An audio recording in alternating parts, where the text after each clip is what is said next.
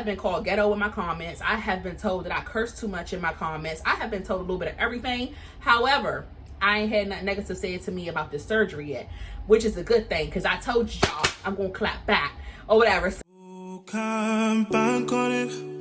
You can put 100 grand on it. Anything I said, I stamp on it. In a private plane, I lamp on it. Y'all, so I'm back with another video. In this video, I'm just going over basically like 8 to 10 things that I wish I would have knew before getting my BBL surgery. A couple of things that's not talked about on YouTube that often when it comes to the BBL surgeries. We have a lot of girls that talk about the good but don't really talk about the bad. That's why I felt as though I wanted to vlog my experience and actually show you guys the full-blown, raw, uncensored experience of the whole surgery procedure, because it's not all what it's cracked up to be or whatever. And if y'all see me looking down, that is because I took a couple of notes or whatever to share with you guys. And then I am gonna put a disclaimer on this video. I did do my research before I got my surgery done. Like, y'all, if y'all been following me from when I first created this YouTube channel, which was years ago, you guys know I started off talking about doing your research. I started off talking about getting my surgery done with Dr. Doback, I think. Dr. Williams. I was definitely looking towards getting my surgery done with Dr. Fisher back then. Dr. Fisher, he is like always booked out like a year or two out. So that just takes a very, very long time. So I did do my research, y'all. I've been doing my research for years, but I feel as though there's always something that's missed regardless of how much research that you do. So I do want to put a disclaimer. I did do my research, y'all, but some of the stuff is just like you don't find it out until you're actually put in that predicament or whatever. And since I've gotten this surgery done, I have still learned a whole lot, and I'm still learning a whole lot or whatever. So before getting the surgery done, I have seen negative, I have seen the positive, but regardless of the fact, I was still getting my surgery done because this is something that I wanted to do for me or whatever. So we're going to get into the video really, really fast. Y'all already know Vibe and Ride with your girl. I want to say thank you guys so much for tuning into all of my BBL journey videos. You guys ran the numbers up for me, especially my surgery day video. I greatly appreciate it. I do want to do some different videos on my channel like I was doing when I stopped talking about the BBL process, like different traveling vlogs, maybe a day in a life vlog and things like that. So I am going I'm in the process of going down my YouTube channel, taking a lot of these videos off, because I feel like when I first started, that's like with anybody, y'all, when I first started my YouTube channel, I felt like I was so cringy, like just so cringy and crunchy, and it was just I just wasn't liking it. Like, I was trying to talk like this, and y'all, I'm like, girl, that is not how you normally talk. If you don't get these folk the real you, and now since I'm actually being me on YouTube and I'm not, trying to portray to be something that I'm not, I have been called ghetto in my comments. I have been told that I curse too much in my comments. I have been told a little bit of everything. However, I ain't had nothing negative said to me about this surgery yet, which is a good thing, because I told y'all I'm gonna clap back. Okay, or whatever. So, y'all, the first thing I'm gonna go over is coming straight out of surgery. That is like a whole nother process. The post-op care, to me, honestly, is the worst part of the surgery. The surgery part, it's a breeze. Like, you go in there, you get surgery, you put underneath anesthesia, you come out of surgery, you in pain, but you're not in that much pain. You got your pain medications. You still probably underneath anesthesia a little bit for the first, I want to say maybe like 6 to 8 hours or whatever. It's not until like the next day when it really hits you, and the days after that, because those are all of your post-op days. You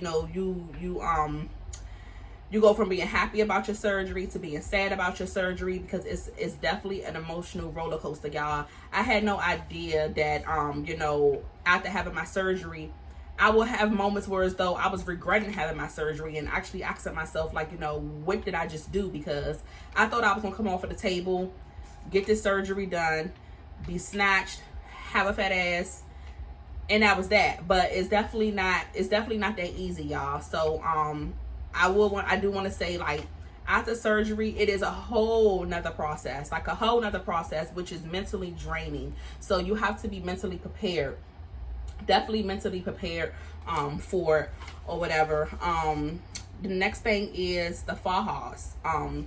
Y'all, first I'm gonna say, make sure you have money saved up, not just for your procedure, but for your aftercare too, your post-op care. Fajas are not cheap. If you want a really good faja, a lot of times fajas are running anywhere between $125 to $250. So fajas, I had no idea that I would have to buy multiple fajas, and I had no idea. Well, you don't have to buy multiple fajas. You can always get your fajas altered. However, some fajas, fit more comfortable than others. So, I had no idea that I would have to buy several fajas. Just as well as I didn't know nothing. I didn't know anything about the swelling. Like, I kid you guys not. When I was looking at these BBL vlogs, no one really talked about how much the swelling goes down after the surgery and how you are going to shrink in faja sizes. No one really talks about that. Like, if y'all see a YouTube video of a girl really explaining that situation, and I'm not talking about explaining it after surgery like I'm doing. I'm talking about explaining it during the process or before the process. Because like I said, I was watching the videos before my surgery, and that was something that I never came across or whatever. So yeah, I wish I would have known that, because like I said, it has a lot to do with making sure you have money saved and make sure you have extra money as well or whatever. So definitely the fajas, you're constantly going down a size. They're not cheap. You will definitely need alterations with your fajas if you don't want to buy multiples. And then I also heard too that the alterations are sometimes best, because instead of you going out here buying a extra large faja, large, medium, or small, you can just get an alteration where as though it fits for you, or whatever. So and then another thing too, being compressed the way that you are after surgery, I wasn't aware of this until I started to experience it or whatever, because no one talked about it. As far as being compressed, being very, very compressed, and the fajas basically restrict you from your airflow. So I do catch I'm not in my faja right now, y'all. I took my faja off or whatever because it's in the washer, and I needed a break from it or whatever. But I do catch myself when I'm in my faja. I breathe like I constantly like grasp. I'm not gonna say grasp for air, but I constantly take deep breaths, because it's like my breathing in and out is not the same, because my stomach is so sucked in or whatever. So it definitely restricts your airflow, and I get out of breath a lot faster now. Like, I'm out of breath a lot because I am in that faja 24/7 or whatever. And then that's another thing. Didn't know that I would have to be in my faja 24/7. I do see some girls on YouTube that's like 4 weeks, 5 weeks, 6 weeks. Heck, I even seen some girls that was like probably like 7 days post-op, and they just out of their faja. They feel as though they want to find another way to compress. They have their own compression methods or whatever. So they don't really talk about being in the faja 24/7. And when they talk about being in that faja 24/7, no sis, you are in that faja 24/7, because like now, I'm not in my faja because my stuff is in the washer. However, by the time I put my faja on, like in the next hour or hour and a half, I'm going to have swelling all around my stomach, because that swelling it happens just like that. Like, that swelling is no joke or whatever. So, I wish I would have known that before surgery as well. Like, if you're not in your faja, you will swell, and the swelling just basically brings back all the fluid and all the tenderness in your stomach and in your back or whatever. So yes, faja 24/7. Fajas cost. You go down sizes in the fajas. You will need alterations if you don't want to sit here and go buy medium, smalls, and larger fajas or whatever. And then I know there is some places that you can order fajas from. I know some girls get theirs off Amazon, but there is 3 other places you can get them from, and that's Tributo, Pretty Girl Curve, and Snatch the Body. I want to order one from Snatch Body so bad, because I see them advertised on Instagram and Facebook all the time, but I haven't ordered one from them yet. I did order one from Pretty Girl Curve. I like that faja. However, it fits really, really good. However, the straps is like the straps are thick as well. They're not skinny, and it's like it's pulling. It's like it's pulling at my skin, and it's digging like in my arms. I don't know. I can't really explain it, but I didn't really like how it fit up here at the upper body part or whatever. Tributo, I haven't ordered one from them, but they do have a pink one that really caught my eye that I wanted to try out. So I may order one from them, or I may not. I don't know. Right now, I'm doing really good with the faja that I have because I put that extra compression on, which is my wrap. So I'm good for right now, or whatever. I may end up getting one from Tributo, or I may end up getting mine alterated. I don't know yet. So okay, and then another one. Oh, hold on, y'all. My phone getting ready to cut off. My phone always getting ready to cut off when I'm on here with y'all. Okay, another one is having surgery in the summer. When I booked my surgery, I wasn't thinking. I just booked the surgery. I was like, when does he have the next availability? They told me the availability, and I booked it. I don't recommend booking your surgery in the summer because the summer it is hot, and like I just said, the fajas have to be worn 24/7. So I would not recommend booking your surgery in the summertime because it will make you miserable. Like, you have to go outside with all of this stuff on. For the girls that still wear their foams and their boards with their fajas, if you only wear a faja, sis, you may be good. But with me, I'm still choosing to wear my other forms of compression. So it's 95 degrees outside. I got on foams, backboard, ad board, and a faja. It's a little too hot for that. So I do recommend not scheduling your surgery around the summertime. Maybe spring, winter, or fall. Being sleep deprived, that was another one I wish I would have known. I'm looking at the girls on YouTube sleep on their stomachs or whatever, and I'm like, okay, that's really nothing. It's like to sleep on your stomach or whatever, not realizing if you are not a stomach sleeper, that isn't a really big adjustment for you. I sleep on my side. I am a side sleeper because I like to, stroll on my phone or whatever, or I sleep on my back. Due to the fact that I have been having to sleep on my stomach, it has been torture. Like the first week was fine. But I am a month post-op, and it is really taking a toll on me.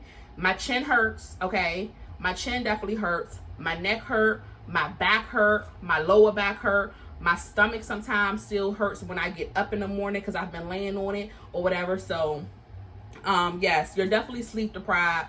You do not get a good night's sleep. I know I wake up several times throughout the night, tossing and turning, and I'm just ready. I'm ready for it to be over. And I have laid on my side a time or two since I hit that 1 month mark. And hell, I didn't roll over on my back a time or two. I know I have. So I'm just like, at this point, whatever little bit of butt and hips that ain't going to survive by me doing that, baby, you just ain't going to survive because I'm over it. I'm definitely over it. But that's another thing. You will be sleep deprived. And I wish I would have known this. Well, even if I would have known half of this stuff, y'all, I probably still would have gotten my surgery. But I would have probably prepared myself more mentally or whatever. Like, everything just basically hit me by surprise. Like, I didn't know I was going to have to do all of these different changes after my surgery or whatever. Aftercare, massages. I was not aware of that either. I thought, like, after you get surgery, you go back to the center, they do your lymphatic massage, they get that liquid up out of you or whatever, the fluids, and then after that, you go back and get another massage, and then go back and get another massage, and then you go home. I didn't know the massages were like a continuous thing, even when you get home for your post-op care. And these massages are costly. They are very costly. They are at least $100 to $150, and you need a good 10 of them. So that is another thing I wish I would have known, because like I said, money, sis. Please have a decent amount of coins saved up. I have not gotten a massage done, I want to say in 2 weeks now. Or whatever, because like I'm shit. I paid a lot of money for the for the surgery. I'm not trying to go broke either. So the massages will wait. I'm learning to self-massage myself. I will be going back, but have money saved. Have more than enough money saved, y'all, because it's costly. It's really, really costly. And the massages are very freaking important.